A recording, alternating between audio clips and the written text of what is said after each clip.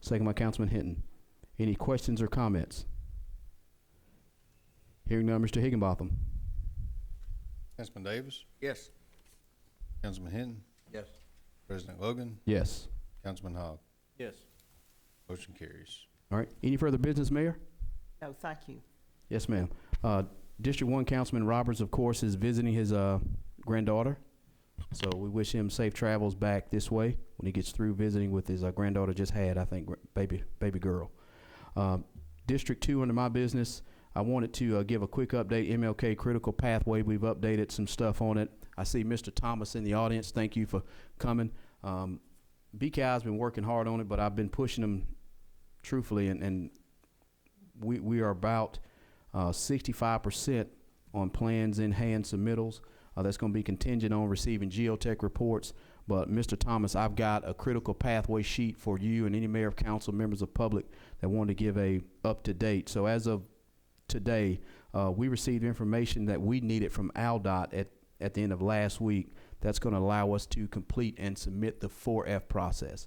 That 4F process is a federal requirement where we would need to make sure we go through the existing property owners to make sure there's no environmental hindrances, or if the area is maybe historic in nature, where you go through another step. That's another step that we have to go through.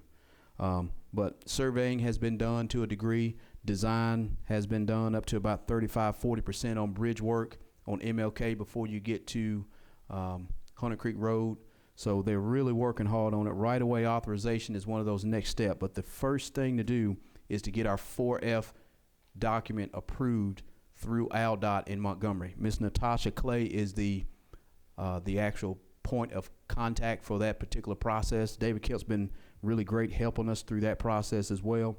Ms. Clay will go through and look at those documents, and once she approves them, then we place that with the other environmental documentation, and we will then submit that to FHWA when it goes federal. Once it goes federal, we've been assured by Congresswoman Terry Sewell and Congressman Adderholt that they're going to really push the buttons to get that processed a little further. If we do get that back, folks, in the geotech information from ALDOT, environmental assessment of the 4H process, going back to ALDOT in Montgomery, they do a final environmental document. That's going to be hopefully this summer. Right-of-way authorization, that's going to be contingent on plans in hand. So once we have the plans ready to submit and approval of that document, then we can start with that one. We have the final back check submittal. That's going to be scheduled for early fall of this year. So once we do that, you have a construction submittal. We're about 95% done on that one. And that's currently scheduled for December of this year. Then engineer office submittal, 100%, you're going to be contingent on right-of-way acquisition. So when you start doing right-of-way acquisition, folks, that's when you have to go through, meet with property owners and this, that, and the third. But the good thing about this project, we've already got our people saying, look, just come on and do the project. So I think that process will hopefully speed up. But there is a right-of-way acquisition process where by federal law, they've got to go through that process and make sure the public or the people may be displaced. It's 3 or 4 houses that they're going to be made whole based on federal guidelines. So that's one process. And again, as of April 8th, BKI is making the revisions to Section 4F and should have the revised document submitted to ALDOT this Wednesday. It's also my understanding that it'll be sent to the Federal Highway Alabama Division for Ms. Clay for further review again. She made some requests and it's coming back to us. So we're going to resubmit this Wednesday when it goes to Ms. Clay's office in Montgomery. David Kemp's been great. We really appreciate him helping. Once it goes to ALDOT in Montgomery, she'll put her blessings on it and it goes to DC. So that's kind of where we're at, and I've got copies for this for the public. All right, second thing is I do want to, Councilman Roberts is not here, and I do see Mr. Dowdy and a couple other guys from the beekeeper community. Thank you guys for coming. I did want to relay some stuff that Councilman Roberts and I was talking at length. I know there's been some really in-depth conversations and even first readings of ordinance regarding bees or beekeeping or from that nature. Councilman Roberts and I kind of looked at it, and I think after he's gone through as much as due diligence as he could with your group, I think there was no reason to swing at a pitch in the dirt, if that makes sense. So I do want to say the city will not do anything on the proposed ordinance regarding bees. Let me repeat. There is no B ordinance. I'll say it one more time. There is no B ordinance. So, I think Councilman Roberts wanted to make sure that he did his homework on it, but in looking at it, it was probably better to work with the existing group when there may or may not be issues, and then allow a mechanism like our PD to help beekeepers in that respect, even if it comes to that, if that makes sense. Meaning, since we already have the language, gentlemen, you could almost use that as a mediation tool, if I'm saying that right. Meaning, you could use the language that we have, even though it's not official, as something to help. But there is no B ordinance, something that we're just not even going to pursue. That's coming direct from Councilman Roberts. I think he met with a couple of you guys last week before he left town, I think, and there were a couple other outside conversations with some community folks, and so you guys have been really great in helping kind of diffuse a lot of the stuff with some confusion, some other stuff with some citizens. So again, just to kind of wrap it up with a bow, bees are not an issue. Thank you. Anything you want to say, Mr. Dowdy, or you? Yeah, come on up. Please state your name and address for the record. My name's David Dowdy. I live at 4132 Ridgewood Road. I just wanted to thank the council. I know Mr. Swan had tried to set up some meetings to talk to the council members individually. Doesn't look like that's necessary, but the West Alabama Beekeepers Association, we're an organization to provide information and education on bees. If y'all have any questions on bees or beekeeping, we're more than happy to meet with you and talk with you, and we're just glad that one complaint in the history that anybody I talked to could ever think of regarding bees did not result in a situation that got out of hand, and we're glad that it was able to be resolved, and we appreciate the council members' attention to the matter. And again, you know, we had a table set up with observation beehives at the bicentennial celebration. We work with the Heritage Days where all the fourth graders that come in. So we are trying to educate people that they do not need to be afraid of honeybees and what a tremendous help they are to our society. But thank y'all for y'all's interest and help, and hopefully there won't be any further conflicts down the road. Thank you. One more item under my business. April 27th, we have our annual safety fair. It's going to be right here at the Civic Center. We're going to have a dunking booth. So if you don't like your elected official, you can pay a little money. You can have them dunked in some water. It's going to be a really good event, 10 a.m. to 1 p.m. We'll have our different tables set up for different organizations giving out any kind of fun facts or any information. So again, maybe an opportunity where our beekeepers can come out and maybe. So again, that's April 27th, our annual safety fair. Our police, our fire department, a lot of our community stakeholders will be in attendance. And again, don't miss that Dunkin' booth. And again, if you want to buy some tickets, they're $20, and you can throw stuff at them. And yeah, they're $20. We wanted to up the price on it. But if you don't like an elected official, you can always get them in the Dunkin' booth and take out some anger. So that's all under my business. I apologize for being so long-winded. District 3, Councilman Hinton. Just one thing to report, just happy that Leland Drive has been repaved recently, the whole length, so pleased with that. Yes, sir. Thank you. District 4, Councilman Davis. Thank you, President Logan. The only thing I have, I think, if I'm not mistaken, Northwood Lake Drive West is complete, good to go, along with a small cul-de-sac over there by the demolition house. So that's all I have. All right, thank you. District 5, Pro Tem Hogg. I got two things. I just wanted to further, I don't want to beat a dead horse regarding this whole looking and exploring the tax situation.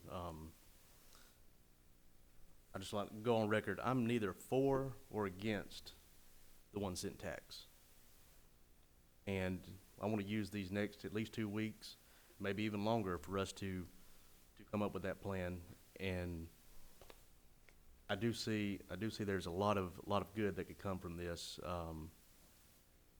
However, I do know that every penny is coming out of someone's pocket, and that is a huge deal for anybody, for everybody's budget. And there's a lot of people that the 1 cent will mean a lot more to than some others. But with that being said, I just challenge the council to take a look at this, find out if we do decide to proceed with this, what are the things that we need to do? We need to look at, we don't need to look at the trees, we need to see the whole forest. We need to go further and look 10 years down the road, 15, 20 years down the road, for the kids that are coming up, for our kids, for our grandkids, for theirs, et cetera. I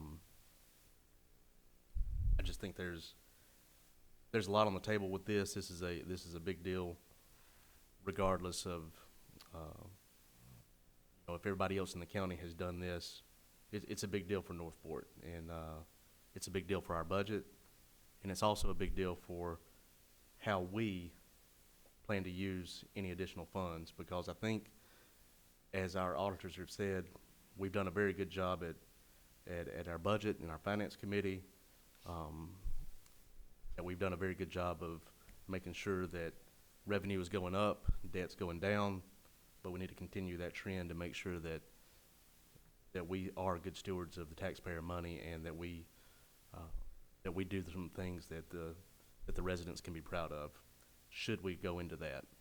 Now, should we not go into this, we need to make sure that we know why this is not a good idea. We need to make sure we look at all the pros and cons, and everybody take their, no stone unturned for this. My second point that I wanted just to make tonight was, this past week, Thursday and Friday, we had what Councilman Logan said, Kids in Council. And we had two groups come in. One was Buell Elementary, and the other was Crestmont Elementary. We had a second grade and a first grade that came in. We did a mock council meeting. A lot of the department heads were here, and various councilmen, and I know the mayor was out of town, so she wasn't able to be here, but was last year. And the kids got to really experience what local government is, how we run business, and why we do the things that we do. And they also got to ask some questions, and I think everybody that was here really had a good time, and everyone laughed and and smiled, and it was good to see the kids come in here. So another thing I would like to challenge our council to do is let's get more involved into the schools. Every district has a school in it. I think we could all go to the elementary schools and try to set something like this up for the next calendar year. And I just think it's a good field trip. It's something that these schools, I think, really enjoy. The teachers enjoy, and it kind of goes along with their lessons when they're learning the branches of government, and it kind of just ties in on all levels of government, starting with your local leaders as well. So appreciate everyone that came for that, and Whitney's help for organizing. It was a good turnout. So that was all I had. Thank you, Councilman. I will add one thing to that. I really enjoyed it. I know Councilman Davis enjoyed it. They've asked some hard-hitting questions, second graders and first graders. They range from McDonald's down by Lowe's to an indoor playground down by Lowe's Water park. to a water park down by Lowe's. So that's coming from little kids, so we need to take that in consideration. Also, their behavior was probably better than most adults I've seen in some of these council meetings. So grown folks, we got to do better. Just telling you. Challenging them? I'm challenging all adults, Mayor. I mean, they were just well behaved. They really were. Yeah, I mean, as an educator, you'd have been proud. We had a good time. So thank you, Councilman. Item 15 is executive session. It was mentioned, I think, in the pre-meeting that we wanted to speak regarding potential retail development, and the session should last no more than, I say 30 minutes, but I think we're going to, let's say 15 minutes. It's anticipated that the council will not take any action after our session is concluded, and staff does not need to stay. And so is there a motion to go into executive session for no longer? Yes, ma'am. Oh, okay. Meeting is actually down by the mayor, in the mayor's office in her chamber, so, yes, ma'am. I'll make a motion to adjourn the meeting and go in executive session to discuss potential retail development. Session should take no longer than 15 minutes. It's anticipated we will take no action, and staff can be also adjourned. That's in the form of a motion. Is there a second? Second. Second by Councilman Davis. Any questions or comments? Hearing none, Mr. Higginbotham. President Logan, Yes. Councilman Davis. Yes. Councilman Hinton, Yes. Councilman Hogg. Yes. Motion carries.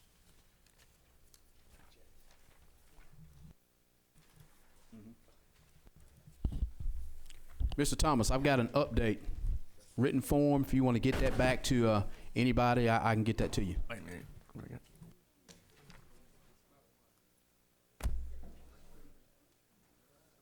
Yeah, I'm gone. I'll see you later.